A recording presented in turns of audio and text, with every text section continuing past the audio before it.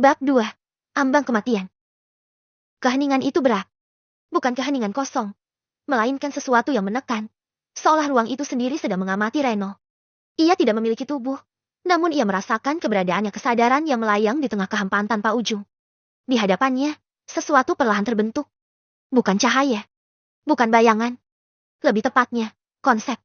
Reno tidak tahu bagaimana menjelaskannya. Ia hanya tahu bahwa keberadaan itu jauh melampaui manusia, dan pada saat yang sama, tidak memandangnya sebagai apapun yang istimewa. Di titik ini, suara itu kembali terdengar. Kehidupan dan kematian bukan lagi garis lurus. Reno tidak menjawab. Ia merasa jika ia berbicara, suaranya pun tidak akan keluar seperti suara manusia. Tubuhmu telah berakhir, lanjut entitas itu dengan nada datar. Namun kesadaranmu masih memiliki nilai. Nilai. Kata itu terasa aneh. Reno tidak pernah merasa dirinya bernilai sebelumnya. Aku tidak datang untuk menghiburmu, kata entitas itu. Aku juga tidak menawarkan keselamatan tanpa harga. Yang kau hadapi adalah kesempatan dan pilihan. Di sekeliling Reno, kehampaan mulai berubah. Lembaran demi lembar simbol muncul, melayang di ruang kosong. Setiap simbol memancarkan perasaan yang berbeda. Panas, dingin, berat, ringan, tajam, hening. Reno tidak membacanya dengan mata, ia memahaminya begitu saja. Deretan skill. Jumlahnya tak terhitung. Ada kekuatan untuk menghancurkan gunung. Ada kemampuan untuk memutar waktu sesaat. Ada kekuatan untuk mengendalikan pikiran, mencuri takdir, bahkan menghapus keberadaan. Godaan itu nyata. Reno merasakan detak sesuatu yang mirip jantung bukan karena takut, tapi karena kemungkinan. Dengan satu pilihan, ia bisa menjadi sesuatu yang tidak pernah bisa ia capai sebelumnya. Namun, entitas itu berbicara lagi. 2. Hanya satu kata. Kau hanya dapat memilih 2 pilihan. Simbol-simbol itu tetap ada, namun tekanan langsung menimpa kesadaran Reno. Ia menyadari bahwa ini bukan tempat untuk bersikap serakah. Tidak ada nanti. Tidak ada kesempatan kedua setelah ini.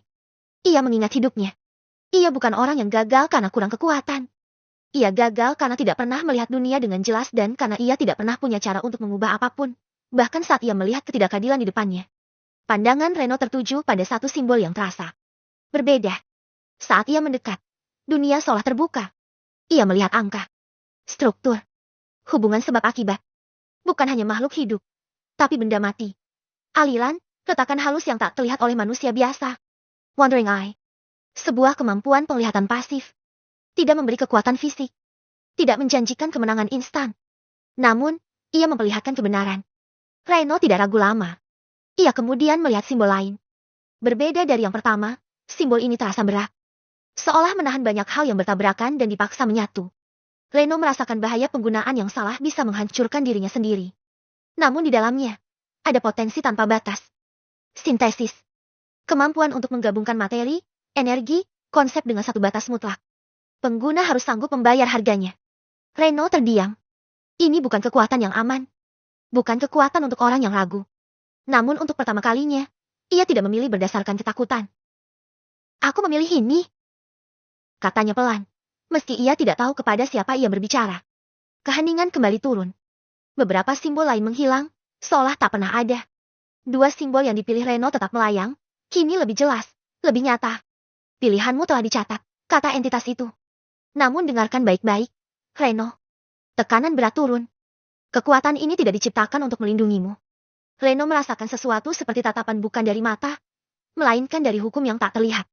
Jika kau mati lagi, tidak akan ada kesempatan berikutnya. Tidak ada ancaman. Tidak ada emosi. Hanya fakta. Ruang di sekelilingnya mulai runtuh. Simbol-simbol terurai menjadi cahaya dan konsep yang mengalir ke satu titik ke arah dirinya. Reno merasa dirinya ditarik, ditekan, dihancurkan, lalu disusun kembali. Dalam kekacauan itu, satu pikiran terakhir muncul di benaknya. Kali ini, aku akan membuka mataku. Dan dunia pun menyambutnya kembali. Rasa sakit datang lebih dulu. Bukan rasa sakit fisik melainkan sesuatu yang lebih dalam, seolah kesadaran Reno diremas dari segala arah. 2 simbol yang telah ia pilih tidak lagi melayang di hadapannya. Mereka hancur, terurai menjadi aliran konsep dan hukum yang tak dapat ia fahami sepenuhnya. Semuanya masuk ke dalam dirinya. Tidak ada proses yang lembut. Tidak ada adaptasi bertahap.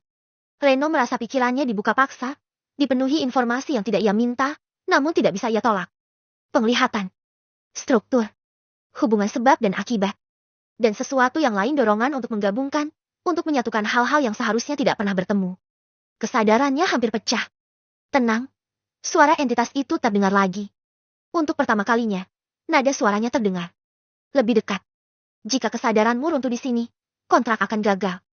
Reno ingin tertawa, jika ia masih bisa. Tenang. Di tempat seperti ini, tekanan perlahan mereda, cukup untuk membuatnya tetap bertahan. Dalam kehampaan yang mulai stabil, dua rangkaian informasi muncul lebih jelas, lebih terstruktur dari sebelumnya. Bukan simbol, bukan ilusi, melainkan kontrak. Skill unik, Wandering Eye. Tipe, pasif. Efek, pengguna dapat melihat statistik, struktur, dan kelemahan target baik makhluk hidup maupun benda mati. Batasan, konsumsi mana berkelanjutan. Penggunaan berlebihan dapat menyebabkan kelelahan mental dan kerusakan kesadaran. Skill unik, sintesis. Tipe, aktif. Efek, menggabungkan dua atau lebih objek, energi, atau konsep menjadi satu bentuk baru. Batasan, konsumsi mana sangat besar. Kegagalan sintesis dapat menyebabkan kehancuran target atau pengguna. Tidak ada janji kekuatan mutlak. Tidak ada kalimat berbunga-bunga. Hanya fungsi dan konsekuensi. Ini adalah pilihanmu, kata entitas itu. Aku tidak akan menyesuaikannya dengan keinginanmu. Dunia yang akan kau masuki tidak akan ramah. Reno memahami itu. Ia sudah mengenal dunia yang tidak ramah. Dengarkan satu hal lagi, lanjut suara itu. Kesadaranmu akan dipindahkan. Namun tubuh yang akan kau tempati. Bukan milikmu. Reno terdiam. Identitas, masa lalu, dan nasib tubuh itu tetap ada. Kau tidak akan menggantikannya sepenuhnya. Kata-kata itu terasa berat. Reno tidak tahu kenapa, tapi ada perasaan asing yang muncul seolah keputusan ini tidak hanya akan memengaruhi dirinya. Jika suatu hari dua kehendak bertabrakan, kata entitas itu datar, hasilnya akan ditentukan oleh pilihan yang kau buat saat itu. Reno tidak bertanya lebih jauh. Ia sudah memilih dua kali. Ia tidak bisa terus ragu. Apa yang terjadi sekarang? Pikirnya. Jawabannya datang bukan dalam kata-kata, melainkan tarikan kuat yang menghancurkan keseimbangan ruang. Kehampaan di sekitarnya runtuh seperti kaca. Reno merasa dirinya jatuh bukan ke bawah, tapi ke dalam sesuatu yang sempit dan berat. Ada batas. Ada tekanan. Ada rasa sakit yang nyata. Untuk pertama kalinya sejak kematiannya. Ia merasakan tubuh. Paru-parunya terbakar. Memaksa udara masuk. Jantungnya berdegup keras, tak beraturan. Ada rasa nyeri di sekujur tubuhnya. Asing dan lemah. Dalam kekacauan itu, suara entitas itu terdengar untuk terakhir kalinya. Mulai saat ini, Reno. Hidupmu bukan lagi milik dunia lamamu. Sesuatu menutup. Seperti pintu yang terkunci dari luar.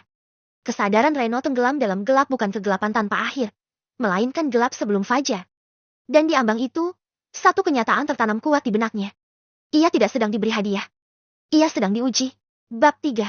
Aku, hidup.